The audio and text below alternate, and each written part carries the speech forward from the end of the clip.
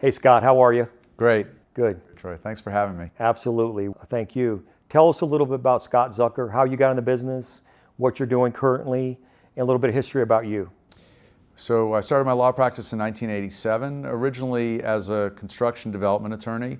Got involved in the self-storage industry by helping developers and builders build these properties and these facilities, and then they would ask me, how do you operate them? And I had to do the research and teach them how to operate their facilities. So in the last 30 years, I've done representation of operators both in the legal litigation side, but also on the education side. So I do a lot now speaking to state associations and their members, as well as the National Association members, to educate them about the self-storage industry and about the operation of their facilities.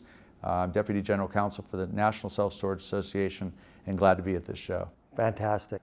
What liabilities do the owners face in regards to doors failing on not only themselves or their tenants, but on cars, on property, and on those sorts of things with the industry that we have today actually getting older, and we have support from Green Street Data and others that we have roughly 70,000 sites.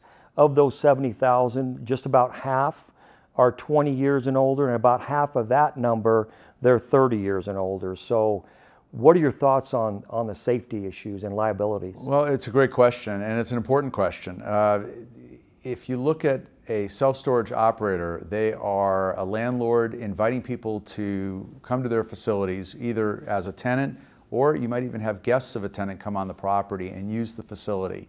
And they assume a sense of responsibility for those people that come on the property. They're called invitees. There's a certain level of care that needs to be provided to those folks that come onto their property.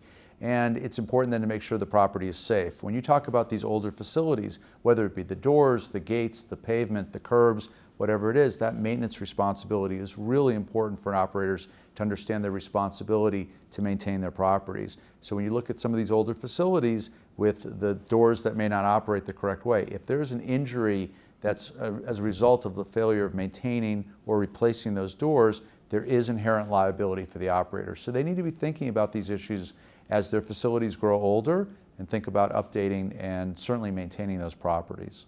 Are you seeing more and more of these lawsuits, and potentially these lawsuits even getting greater with not only the injury, but maybe the settlement side of it when we're getting into some of these things? Yeah, no, it's true. I mean, we're a very litigious society. It keeps us very busy defending operators on premises liability claims like these door injuries or things that happen at facilities.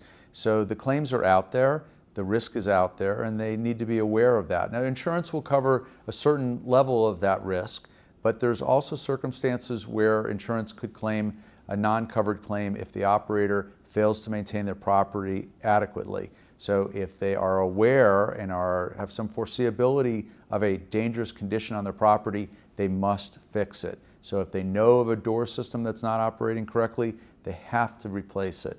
And that's why I'm really sort of support the fact that operators need to look, especially at these first and second generation facilities, and think about the future of those properties and being safe to enter.